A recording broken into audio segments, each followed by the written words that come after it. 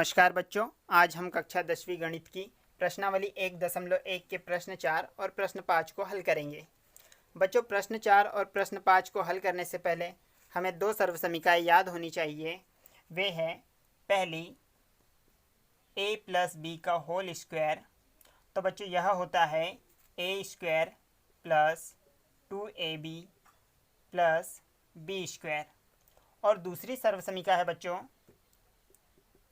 a plus b का whole cube is equal to a cube plus b cube plus 3ab into a plus b. तो बच्चों ये दोनों सर्वसमीकाएं पहली वाली हमें क्वेश्चन नंबर 4 में प्रयोग होगी और दूसरी क्वेश्चन नंबर 5 में प्रयोग होगी।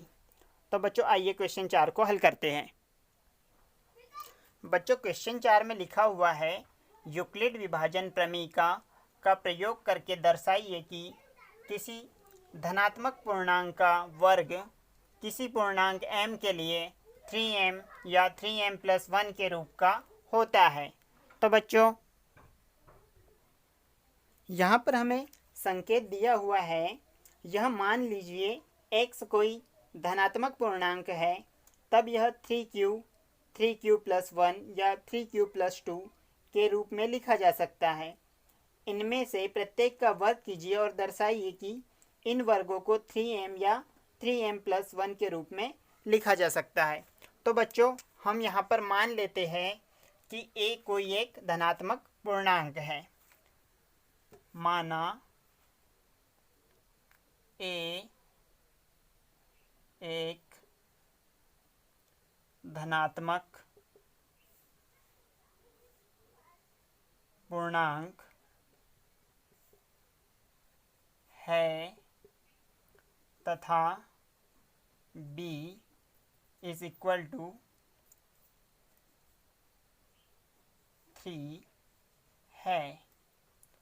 तो बच्चों अब हम यहाँ पर यूक्लिड विभाजन प्रमेयिका का प्रयोग करते हैं। तब यूक्लिड विभाजन प्रमेयिका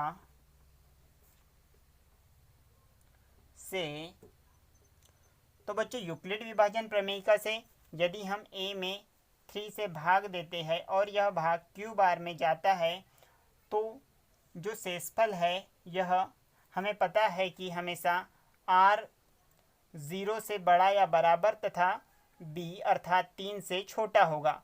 तो बच्चों r यहाँ पर 0, 1 और 2 यह 3 रूपों का हो सकता है।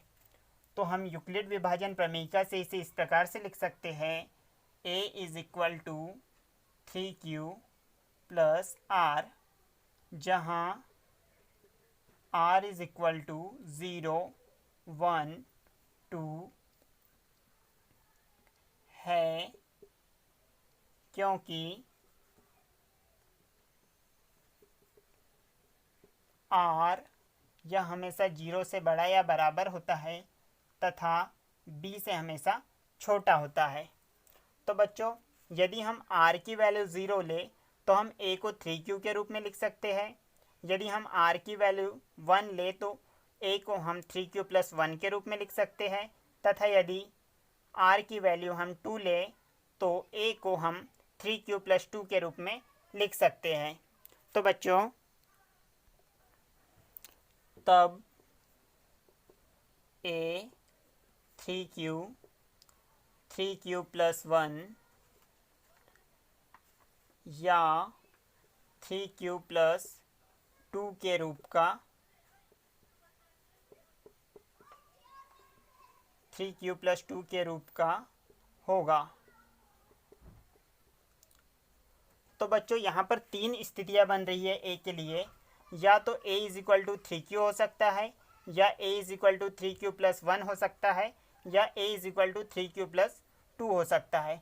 तो हम तीनों ही स्थिति में a का वर्ग करके देखेंगे कि क्या यह 3m या 3m प्लस 1 के रूप का है। तो हम यहाँ पर पहली स्थिति में देखते हैं, स्थिति फर्स्ट, जब a is equal to 3q हो तब। तो बच्चों यदि हम यहाँ पर a का वर्क करते हैं तो यहाँ पर हो जाएगा a square is equal to 3q का होल स्क्वायर। तो बच्चों इसे हम लिख सकते हैं a square is equal to 9q square. और यहाँ पर यदि हम 9q स्क्वायर को 3m के रूप में लिखना चाहे तो इसे हम बच्चों इस प्रकार से लिख सकते हैं a square is equal to 3 into 9 को हम लिख सकते हैं 3 इंटू 3 और q स्क्वायर। तो बच्चों यहाँ से यदि हम ये पूरी वैल्यू m की ले लें तो यहाँ से a square is equal to हो जाएगा 3 और यह पूरी वैल्यू m।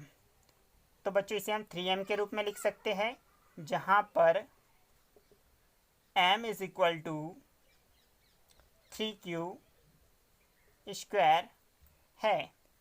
तो बच्चों पहली स्थिति में हमने देख लिया कि कोई धनात्मक पूर्णांक का वर्ग 3m के रूप का होता है। अब हम दूसरी स्थिति में से देखते हैं जबकि r की वैल्यू 1 हो। तो जब r की वैल्यू 1 है तब हम a को लिख सकते हैं 3q प्लस 1 के रूप में। स्थिति सेकेंड, जब a is equal to 3q plus 1 है। तो बच्चों यहाँ पर हम वर्क करेंगे तो यहाँ पर हो जाएगा a square is equal to 3q plus 1 का होल स्क्वायर। बच्चों यहाँ पर हम वही सर्वसमीका लगाएंगे जो हमने अभी देखी थी, a plus b whole square is equal to a square plus 2ab plus b square. तो बच्चों यहाँ पर हम इसे अप्लाई करते हैं तो क्या हो जाएगा, तो इसे हम इस प्रकार से लिख सकते हैं a square is equal to 3q whole square plus 2 into 3q into 1 plus 1 square. तो बच्चों इसे आगे हम हल करते हैं। यहाँ पर हो जाएगा 9q square plus 3 into 2 into 1, यहाँ हो जाएगा 6q प्लस 1। तो बच्चों इसे यदि हम 3m प्लस 1 के रूप में लिखना चाहे तो इसके लिए हमें यहाँ से 3 को कॉमन निकालना होगा और 1 हमारे लिए बचा हुआ है। तो यहाँ से हम a square is equal to इन दोनों में से 3 को हम कॉमन निकाल सकते हैं। तो यहाँ पर हो जाएगा 3 और अंदर जो शेष बचेगा 3q स्क्वायर प्लस यहाँ पर बचेगा 2q प्लस 1। तो बच्चों यदि हम यहाँ से 3q स्क्वायर प्लस 2q इस वैल्यू को m के रूप का मान लेते हैं तो यह a स्क्वायर 3m प्लस 1 के रूप का हो जाएगा। तो बच्चों इसे हम लिख सकते हैं a square is equal to 3m plus 1, जहाँ m इज इक्वल टू है 3q स्क्वायर प्लस 2q। अब बच्चों हम तीसरी स्थिति में देखते हैं जबकि r की वैल्यू 2 है। जब बच्चों r का मान 2 है तब a इज इक्वल टू हो जाएगा 3q प्लस 2 के रूप का। तो हम देखते हैं स्थिति 3। स्थिति थर्ड, जब a is equal to 3q plus 2 के रूप का हो।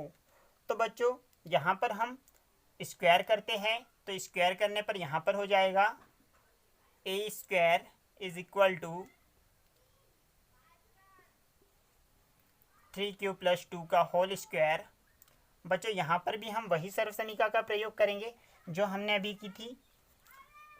यहाँ पर हो जाएगा a स्क्वायर मतलब 3q square plus b square is equal to मतलब 2 का स्क्वायर और 2ab। तो बच्चों यहाँ पर हो जाएगा प्लस 2 इंटू 3q इंटू 2, ये a स्क्वायर के बराबर में रहेगा।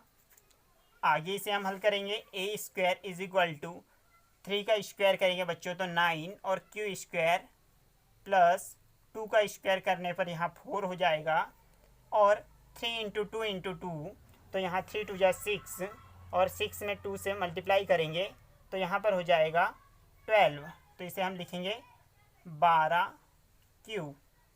अब बच्चों इसे हमें 3m प्लस 1 के रूप में लिखना है तो इसे हम इस प्रकार से यहाँ पर जमाएंगे कि यह 3m प्लस 1 के रूप का हो जाए। तो यहाँ बच्चों a square is equal to हो जाएगा, यहाँ से हमें 3m प्लस 1 के रूप में लिखना है तो हम 12Q को पहले लिख देते हैं 9Q square plus 12Q plus 4। बच्चों यहाँ पर 3m प्लस 1 होना चाहिए, इसलिए हम 4 को 1 के रूप में लिखने के लिए इसे हम इस प्रकार से लिख सकते हैं a square is equal to यहाँ से 9Q square plus 12Q plus 3 plus 1। अब बच्चों यहाँ से हम 3 को उभयनिष्ठ ले सकते हैं तो यहाँ से a square is equal to यदि हम 3 को कॉमन लेते हैं तो 3 और यहाँ अंदर बचेगा 3Q square plus 4Q plus 1 और प्लस 1। अब यदि बच्चों इस मान को हम m के बराबर ले लेते हैं तो यह 3m प्लस 1 के रूप का हो जाएगा। तो बच्चों a square is equal to यहाँ पर हो जाएगा 3m प्लस 1, जहाँ m की value q square 3Q square plus 4Q plus 1 है, जहाँ m is equal to 3Q square plus 4Q plus 1 है। तो बच्चों यहाँ हम देख रहे हैं कि तीनों ही स्थिति में m 3m या 3m प्लस 1 के रूप का हो रहा है। अर्थात हम कह सकते हैं कि किसी धनात्मक पूर्णांक का वर्ग किसी पूर्णांक m के लिए 3m या 3m प्लस 1 के रूप का होता है। तो इसे हम यहाँ पर लिख लेंगे, अतः किसी धनात्मक पूर्णांक का वर्ग किसी पूर्णांक m के लिए 3m या 3m प्लस 1 के रूप का होता है। 3m या 3m प्लस 1 के रूप का होता है। तो बच्चों यह रहा प्रश्न नंबर 4 का हल। आगे हम देखते हैं प्रश्न क्रमांक 5 का हल। तो बच्चों प्रश्न 5 में लिखा हुआ है, यूक्लिड विभाजन प्रमेयिका का प्रयोग करके दर्शाइए कि किसी धनात्मक पूर्णांक का घन 9m प्लस 1 या 9m प्लस 8 के रूप का होता है। तो बच्चों इसे भी हम वैसे ही हल करेंगे जैसे हमने प्रश्न क्रमांक 4 को हल किया था। इसके लिए भी हम कोई धनात्मक पूर्णांक a ले लेते हैं तथा b का मान 3 लेते हैं, तब यूक्लिड विभाजन प्रमेयिका का प्रयोग करेंगे और a का क्यूब करके हम a को 9m प्लस 1 या 9m प्लस 8 के रूप का बताएंगे। तो सबसे पहले हम बच्चों वैसे ही मान लेते हैं कोई धनात्मक पूर्णांक जैसे हमने प्रश्न क्रमांक 4 में किया था। माना a कोई धनात्मक पूर्णांक है तथा b इज इक्वल टू 3 है। b का मान बच्चों हम यहाँ पर 3 ले लेते हैं और a तथा b में यूक्लिड विभाजन प्रमेयिका का प्रयोग करते हैं, तब यूक्लिड विभाजन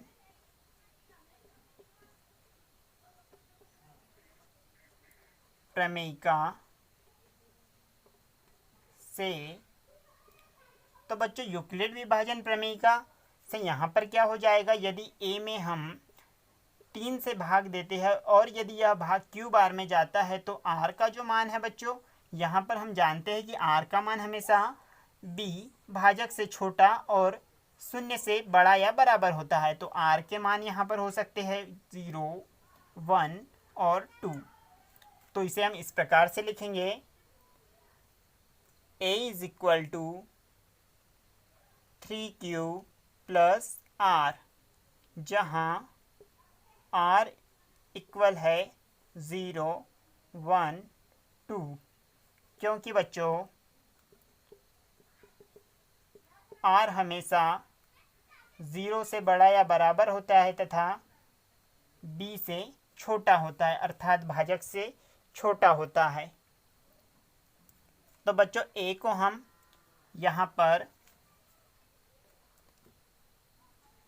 अर्थात a 3q जब r की वैल्यू 0 हो और जब r की वैल्यू 1 हो तो इसे हम 3q प्लस 1, या जब r की वैल्यू 2 हो तो इसे हम 3q प्लस 2 के रूप में लिख सकते हैं, अर्थात a 3q प्लस 1 या 3q प्लस 2 के रूप का होगा। तो बच्चों यहाँ पर भी हम देखते हैं कि 3 स्थितियाँ बन रही है। पहली स्थिति जब r का मान 0 हो तो a का मान 3q के बराबर होगा। दूसरी स्थिति जब r का मान 1 हो तब a का मान 3q प्लस 1 के रूप का होगा, तथा तीसरी स्थिति जब r का मान 2 हो तब a 3q प्लस 2 के रूप का होगा। तो बच्चों हम तीनों ही स्थिति में यह बताएंगे कि यह धनात्मक पूर्णांक 9m प्लस 1 या 9m प्लस 8 को रूप का होगा। तो बच्चों सबसे पहले हम पहली स्थिति देखते हैं। स्थिति फर्स्ट, जब a बराबर है 3q के। तो बच्चों यहाँ पर हम a का घन करते हैं तो a क्यूब बराबर हो जाएगा 3q के घन के। तो बच्चों यहाँ से हम a क्यूब बराबर लिख सकते हैं, 3 का घन करेंगे तो यह 27 हो जाएगा, और q का घन।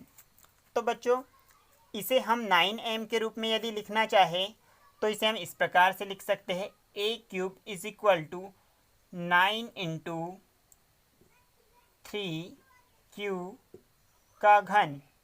और बच्चों यहाँ से हम 3q के घन को m के रूप में लिख सकते हैं। तो यहाँ पर हो जाएगा a cube is equal to 9m, जहाँ m is equal to 3q का घन है।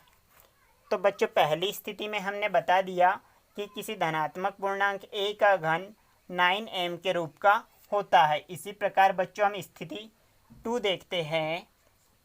स्थिति सेकेंड, जब a बराबर हो 3q प्लस 1 के।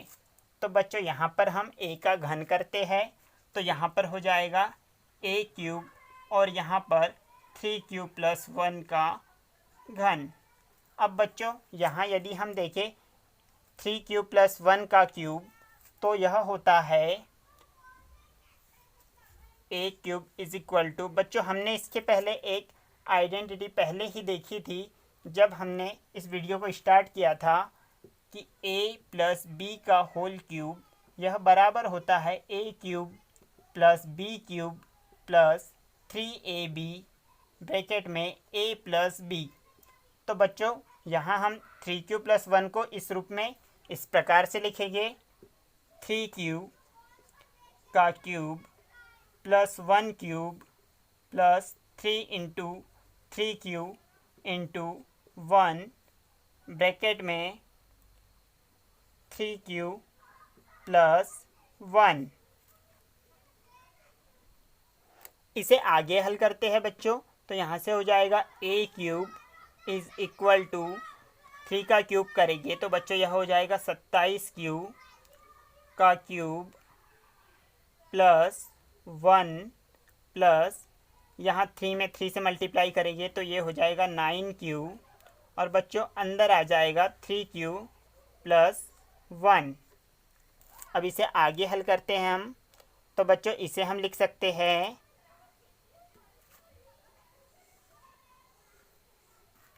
a cube is equal to 27q का क्यूब और यहाँ से प्लस 9q ब्रैकेट में 3q प्लस 1 और प्लस 1। अब बच्चों यदि इसे हम 9m प्लस 1 के रूप में लिखना चाहे तो यहाँ से हम 9 को कॉमन निकाल लेंगे और बाकी बची हुई वैल्यू को m के रूप में मान लेंगे। तो बच्चों यह 9m प्लस 1 के रूप का हो जाएगा क्योंकि यहाँ पर प्लस 1 बचा हुआ है। तो यहाँ पर इसे हम लिख सकते हैं a cube is equal to, यहाँ से 9 को यदि हम कॉमन निकाल ले तो बच्चों अंदर जो बचेगा 3q क्यूब प्लस यहाँ से यदि हम 9 को कॉमन निकालेंगे तो q और ब्रैकेट में 3q प्लस 1। तो बच्चों यहाँ पर हम बड़ा ब्रैकेट लगा लेते हैं प्लस 1। अब इस पूरी वैल्यू को हम m के रूप में मान लेते हैं। तो बच्चों यहाँ हो जाएगा a cube is equal to 9। अब इस वैल्यू को यदि हम m के रूप में मानते हैं तो यह हो जाएगा a cube is equal to 9m plus 1, जहाँ m is equal to 3q cube plus q into 3q plus 1 है। तो बच्चों यहाँ पर हमने a क्यूब को 9m प्लस 1 के रूप का दर्शाया है। अब हम स्थिति 3 देखते हैं। तो स्थिति 3 में हम a is equal to 3q plus 2 लेंगे। तो बच्चों हम तीसरी स्थिति देखते हैं। स्थिति 3, जब a is equal to 3q plus 2 के रूप का हो। तो बच्चों यदि हम यहाँ पर घन करते हैं तो a cube is equal to हो जाएगा 3q प्लस 2 का क्यूब। अब बच्चों यहाँ पर भी हम वही सर्वसमीका का प्रयोग करेंगे जो हमने यहाँ पर की थी। तो यहाँ पर हो जाएगा बच्चों a cube is equal to 3q का cube plus 2 cube plus 3q into 2, यहाँ पर 3 इंटू 3q इंटू 2 ब्रैकेट में हो जाएगा 3q plus 2।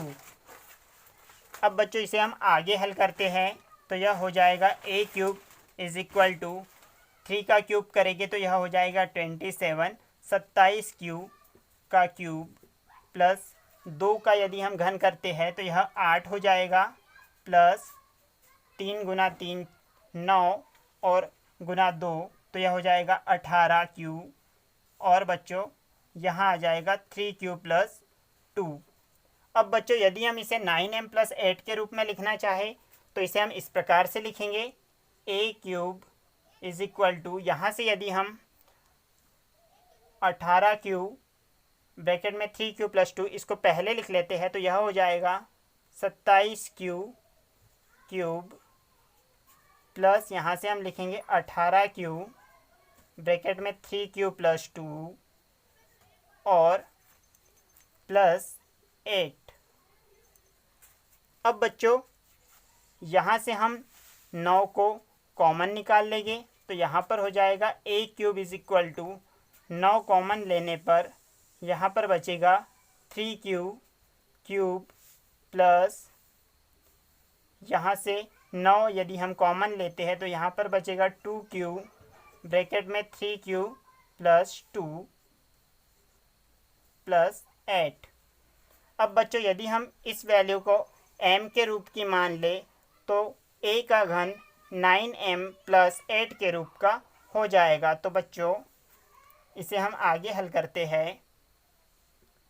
a cube is equal to 9m plus 8 जहाँ m is equal to 3q cube plus 2q bracket में 3q plus 2, 3q इसे हम नीचे लिख लेते हैं 3q cube plus 2q bracket में 3q प्लस 2। तो बच्चों अर्थात हम कह सकते हैं कि कोई भी धनात्मक पूर्णांक का घन 9m प्लस 1 या 9m प्लस 8 के रूप का होता है। तो इसे हम इस प्रकार से लिखेंगे, अतः किसी धनात्मक पूर्णांक का घन 9m प्लस 1 या 9m प्लस 8 के रूप का होता है।